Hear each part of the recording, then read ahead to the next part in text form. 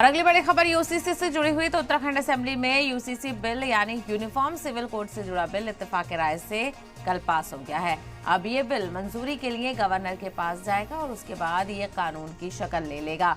इसके साथ ही उत्तराखंड यूसीसी नाफिज करने वाला पहला मुल्क की स्टेट बन जाएगा और बन गया है। बिल पास होने के साथ ही उत्तराखंड असेंबली की कार्यवाही गैर मुअय्यना मुद्दत के लिए मुलतवी कर दी गई। बिल पास होने के बाद मीडिया से बात करते हुए वज़ीर आला पुष्कर सिंह धामी ने कहा कि ये कानून किसी के खिलाफ नहीं है। उन्होंने कहा कि उत्तराखंड में बराबरी का हक का सालों पुराना इंतजाम खत्म हुआ है।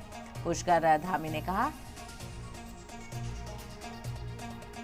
सिंह धामी ने कहा कि वज़ीर-ए-आज़म नरेंद्र मोदी की प्रेरणा से लिया गया ये बिल माँ बहनों की मफाद की हिफाजत के लिए लाया गया है। तो यहाँ पर सीएम पुष्कर सिंह धामी ने वाज़ेह किया कि ये बिल किसी के खिलाफ नहीं है, सभी के लिए है।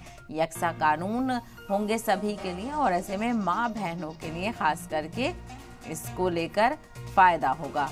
तो बिल पास हो गया है। बिल आखिर उत्तराखंड असेंबली में यूसीसी बिल पास हो गया है इत्तेफाक राय से। कल ये पास हुआ और अब ये बिल मंजूरी के लिए गवर्नर के पास जाएगा और उसके बाद ये कानून की शक्ल ले लेगा और तमाम तर जो इसमें फैसले किए गए हैं वो उत्तराखंड में लागू हो जाएंगे। यानी लिव इन रिलेशनशिप के लिए आपको रजिस्ट्रेशन कराना होगा और शादियों को लेकर, जायदाद को लेकर, एडॉप्शन को लेकर तमाम तर जो कवानीन है वो यहाँ पर अब रिलीजन के हिसाब से, शरीयत के हिसाब से नहीं होंगे, अब कानून के हिसाब से होंगे।